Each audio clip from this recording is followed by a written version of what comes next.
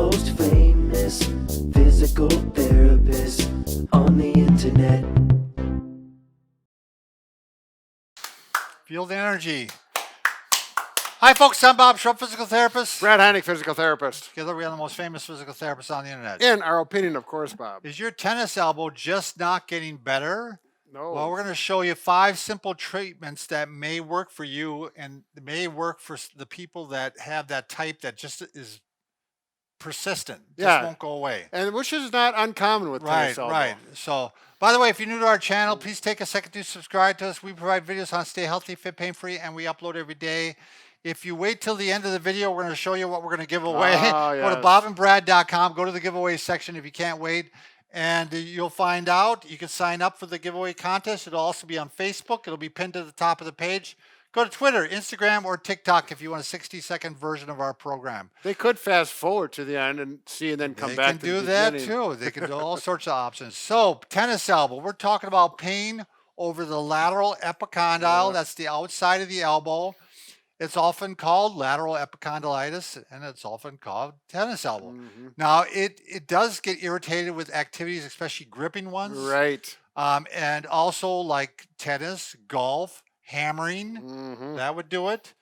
Pruning, right, where you do a lot of repetitive squeezing. Yep. Anything that, I mean, I have a case for it right now. It's kind of a mild case, but it's been bothering me. So Brad's going to try some of these things and see if they help. It can be like an overuse syndrome that you can actually get some minor tears in the tendons. Right. But it also can be what we're going to show you right now. Quite often with people, especially with me, it's my right arm, Brad. I have a little bit of a forward shoulder on that right arm because I'm right-handed. Yeah. So you can see that white, you know, if that, a lot of times people aren't aware of it. No, they aren't. It's just natural. And what we're trying to show here is that if you got kind of a forward shoulder profile, that's going to affect the elbow, believe it or not. Right. So how you pronate or supinate or do this motion is limited if the shoulder's forward. This is a little bit hard to follow here, so we're going to want to make sure you get what we're talking about. And we're going to do it by showing you with canes here. Okay. So if I'm forward like this, I'm going to pronate or supinate my hands here, my forearms. And I want to show you is that when I'm got the forward shoulder on the right side, my arm doesn't supinate as far. See how far this one's going? It shows up a lot better with the canes. I'm going to do it with the canes. Here, so let me get out of the way. Get out of the way. I'm going to put my shoulder forward on that side. Now look at this. Now, as soon as I go up like this, I can go further. So we're looking at how far this angle is. This one drops further down, and this one not so far, which is directly from that joint. Yeah. Now, normally, can you see how close am I right now? Because I'm trying to keep in really good posture. Right. This is still limited. Still a problem. Yep. And that's where I was having troubles. So what was happening is because I didn't have the motion here, the body's got to, because I was a little forward in the shoulder, the body's got to find the motion somehow. So it's working the elbow harder than it should be. Exactly. It's making it work into those soft tissues and it's irritating it. So we're going to show you exercises here. Even if you don't understand this, try these exercises. Get your posture where it should be, and it's actually going to help your elbow. So once again, posture. Posture always is one of the most important things. So the first exercise to get the shoulder blade back in place so it affects the elbows is just shoulder W's. And these are ones you can do throughout the day. You can see I'm making a W with my arms and with my chest. And I like this one because it's one, you don't need any equipment. You can do it, you know, when you're at your desk. You can't do it in the car, Brad. Right. No, that's what I was going to say. Either seated, standing, anything but in the car. Yeah. Do it while you're watching TV. And you always like this one, Brad, because W for Wisconsin. That's right. All right, a little more advanced of this. Now we're going to add some really good strengthening to the kind of doing the same way, is actually get on a couple pillows like this, grab the back of your neck, and now lift up like this. And you're going to find out this is harder. This really works that scapular, that shoulder posture to bring it back where we want to get it.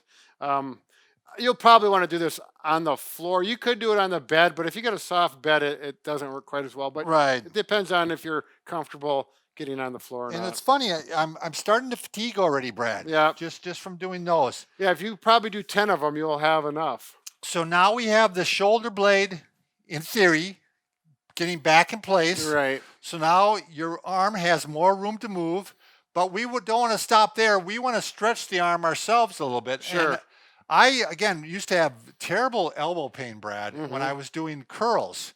And now I work on really getting my posture back when I'm doing curls, and I do these stretches prior to So you're doing them with a dumbbell or a barbell? a barbell. So straight across, yeah. Straight across.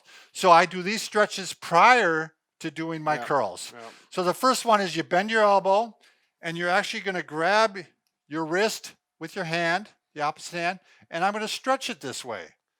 So where your thumb is, you're making your Yep. thumb point further, if you think of it that way. Now, to be honest with you, you want to stretch it both ways. You also want to go this way.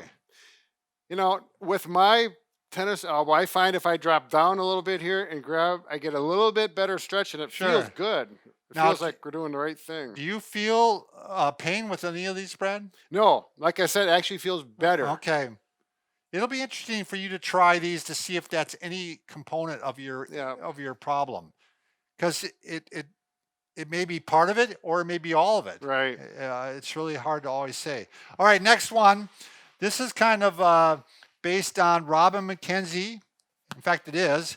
But Mulligan is kind of, Brian Mulligan is the first one who really kind of discovered this. Right. And these are therapists that have been around for years and years and years, and they've Yeah. written books and have their own courses and everything. Yeah, and Robin kind of pays homage to Mulligan on this one. Yeah, well, So- they're kind of on the same page when it Yeah. comes to therapy. So what you're going to do is you're going to put your hand, you're going to point your fingers toward your body. Yeah, Brad's going to show the profile of it.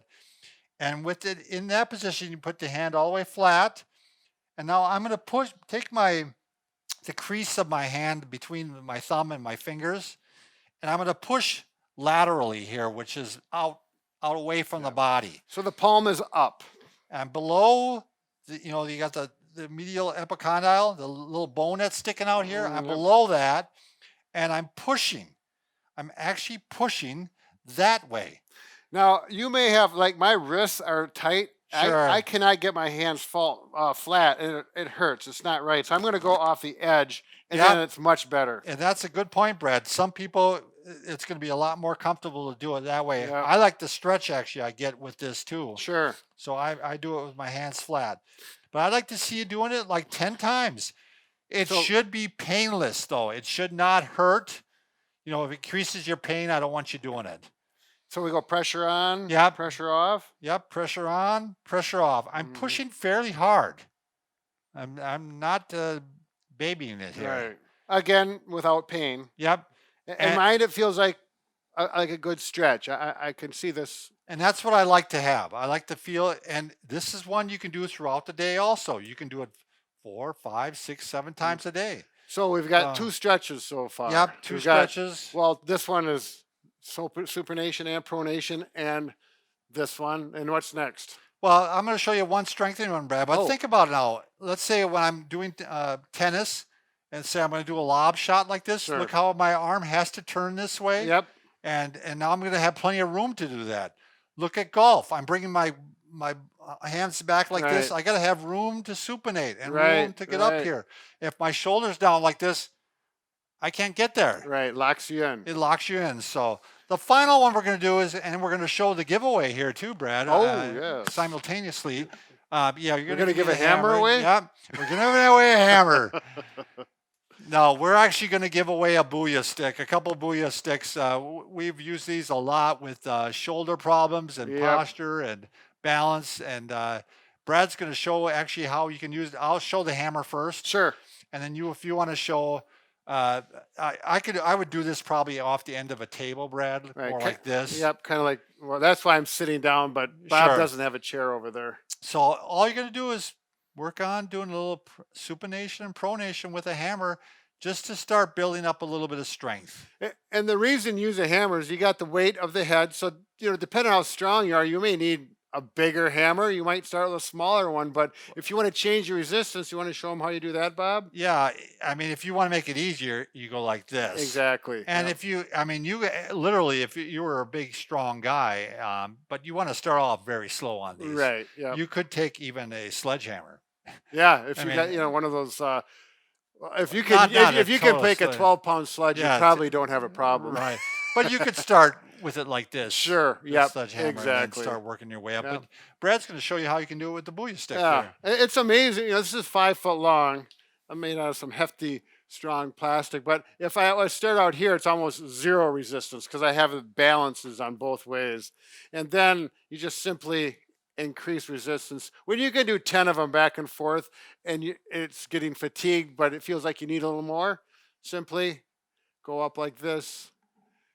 And good control. Don't do them fast. Right. Yeah, just like a windshield wiper. And, you could go all the way up to here, and this is my good arm, but this is Yeah, this would probably be too much for your bad arm. And Yeah. you really want to try just a couple repetitions the first time. yeah. Start And- easy. Yeah, start easy, and because you don't want us, I don't want you swearing at us the next day, going, "That Bob and Brad, they had me doing strengthening. I'm hurt now." We do not want to So- have bad things Yeah, in the same said to us. sentences with us. We want to keep on the up and up, Yeah.